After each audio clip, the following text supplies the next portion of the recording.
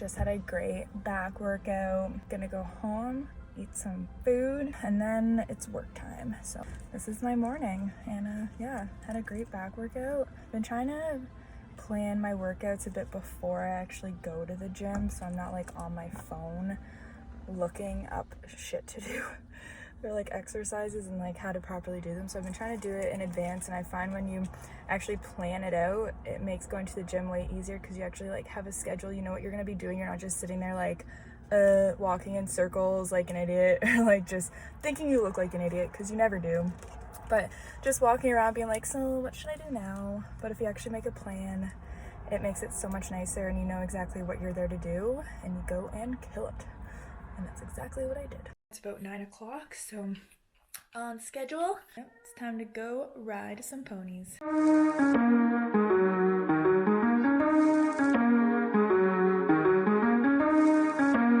Mac, please behave. I like to tighten the saddle. I like to walk forward. Had a few cinchy horses, so I always like to take a couple steps before I jump on, just move any skin if it's kind of stuck in his girth. Maybe flex him just so he knows I'm about to get on, so he sees where I am, he's paying attention, hopefully.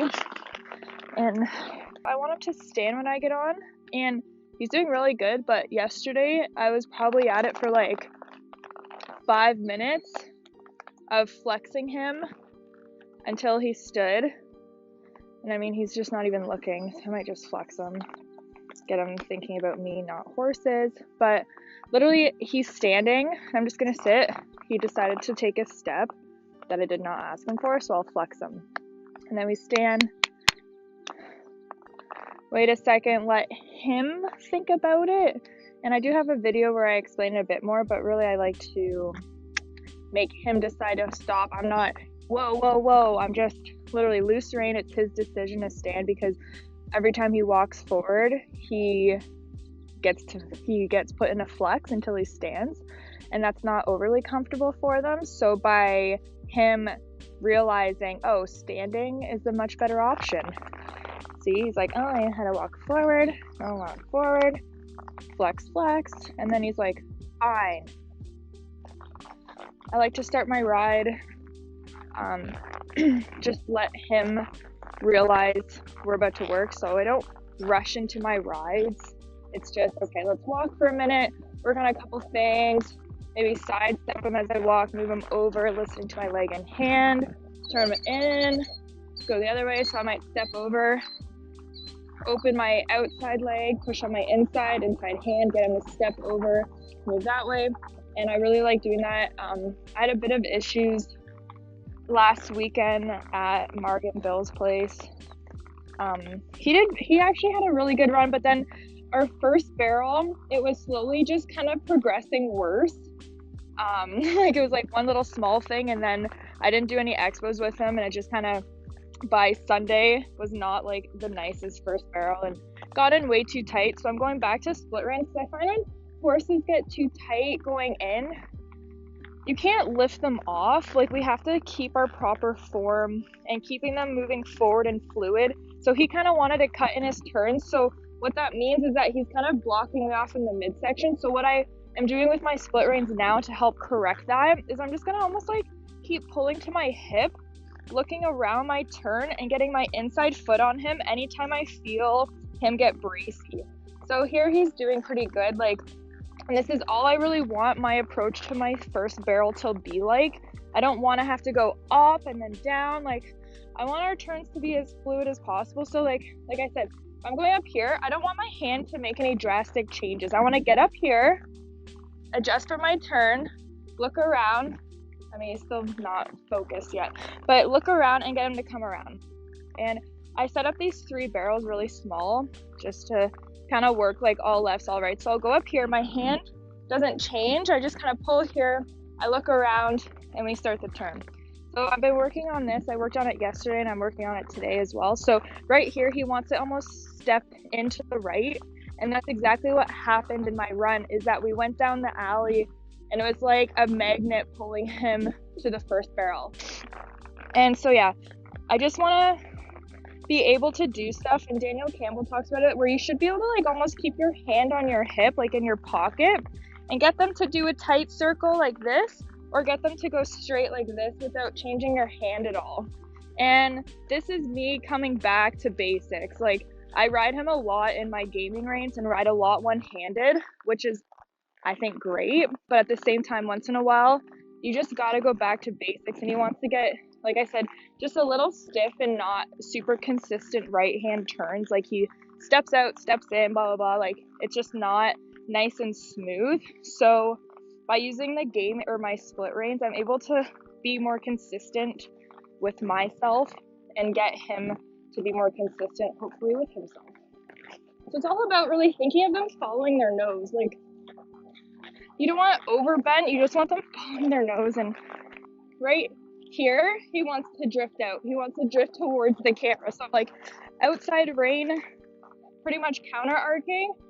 And again, I'm not crossing my hand over, it's staying like in line with my hip, but I'm using that, my left leg,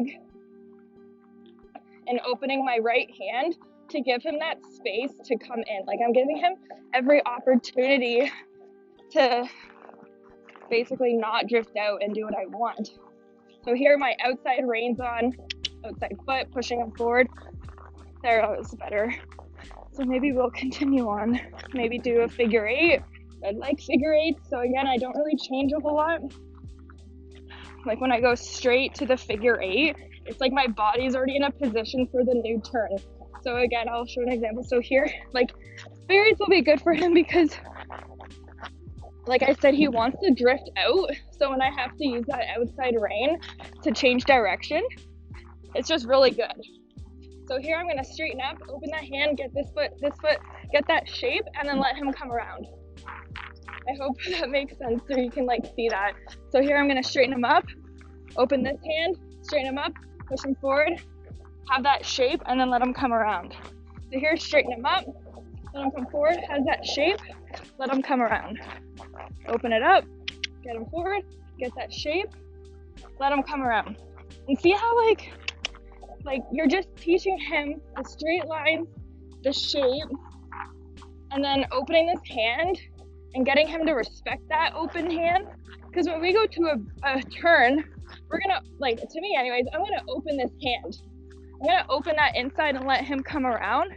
And if he's not respecting that outside rein, that's where horses bow off a lot. So that's why I like to use that outside rein, straighten them up, and then do a circle this direction. Because it's just getting him to respect that outside rein. So here, straighten him up, get this direction, get my inside foot, get that shape. Let me do another circle. And then, so an example, when I do that, look at my hand, I just have to turn around. And he's able to like get tighter, do a nice turn. So that's gonna be the rest of my ride on him. Ooh.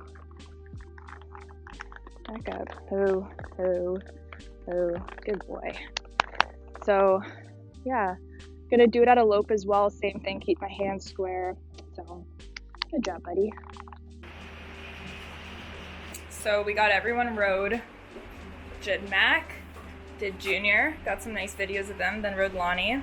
It was good. Now I'm debating what to do. So Junior was being a bit of a dank tied to the trailer when I was done riding him. I just tied him to the arena on one of like the poles or posts, so I'm just gonna leave him there for a while. So he's there learning some patience. Mac is under the shelter eating whatever he wants and just relaxing in the shade.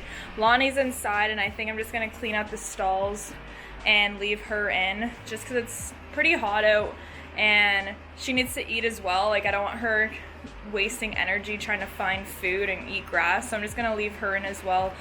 Once I'm done this, it's gonna go in the house. Might go for a quick swim because it's hot, and then I'm gonna start working on my things, and yeah, we can hustle.